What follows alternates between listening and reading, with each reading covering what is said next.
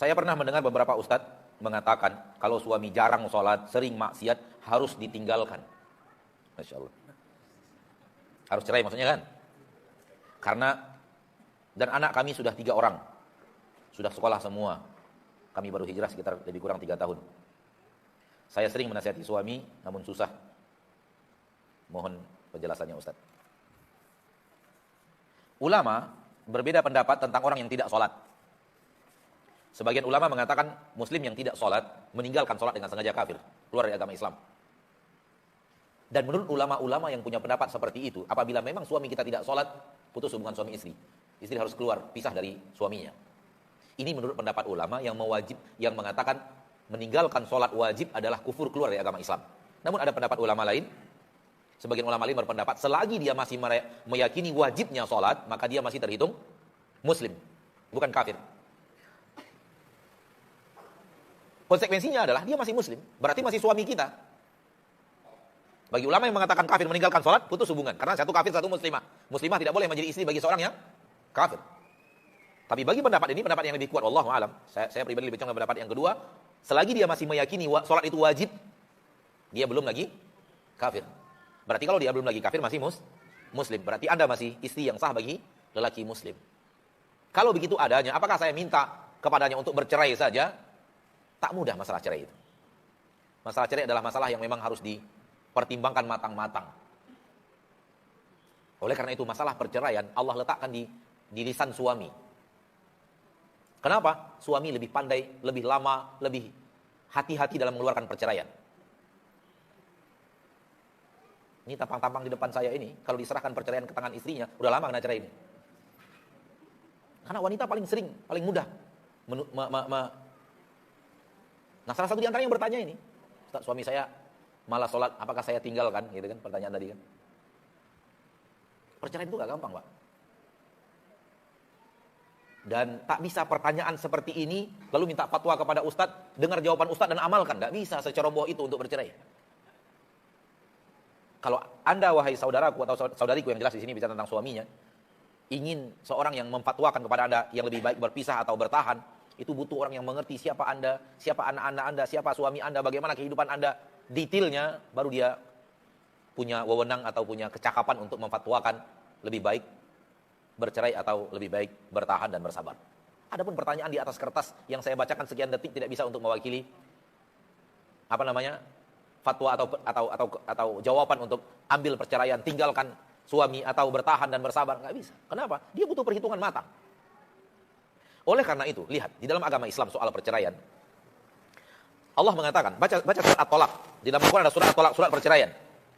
Apabila Anda mencermati ayat itu, atau membaca tafsir-tafsir tentang ayat tersebut dalam buku-buku tafsir, kita akan menemukan seorang laki-laki yang menceraikan istrinya tersebut dilarang untuk diusir dari rumah.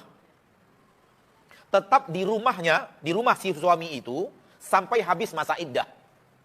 Kapan masa iddah itu? 3 kali suci dari haid. Contoh, si A mentalak istrinya si B dengan mengatakan, istriku hari ini talak 1 saya jatuhkan. Ketika dijatuhkan talak, si istri ini nggak boleh diusir dari rumah.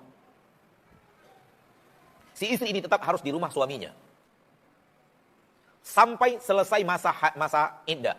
3 kali suci dari haid. Katakanlah sekitar 2,5 bulan. Setelah dia talak 2 minggu, setelahnya haid suci yang pertama. Haid lagi 1,5 bulan sudah, suci lagi, suci yang kedua. Haid lagi 2,5 bulan, ya kan? Haid lagi, setelah 2,5 bulan, haid lagi, suci lagi 2,5 bulan. Di suci yang ketiga, ketika itulah hubungan suami istri putus. Si suami ini bukan lagi suami bagi wanita ini, dan wanita ini bukan lagi istri bagi lelaki ini. Ketika itulah wanita itu harus meninggalkan rumah mantan suaminya. Di dalam Al-Quran Allah katakan, la'allallaha yuhditsu ba'da dzalika amra. Mudah-mudahan dengan yang seperti itu Allah membuat perkara baru di antara mereka berdua.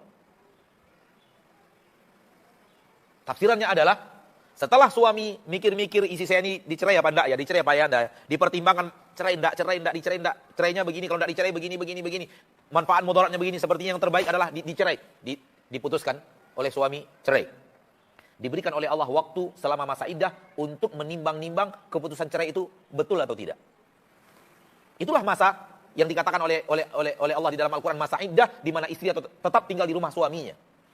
Jadi selama 2 bulan lebih, 2 bulan setengah atau 2 bulan 3 minggu, 2 bulan 1 minggu itu, si suami setelah menjatuhkan talak, itu 2 bulan lebih sekian hari itu untuk menimbang-nimbang. Benar nggak talak saya ini? Benar nggak talak saya ini? Benar nggak talak saya ini?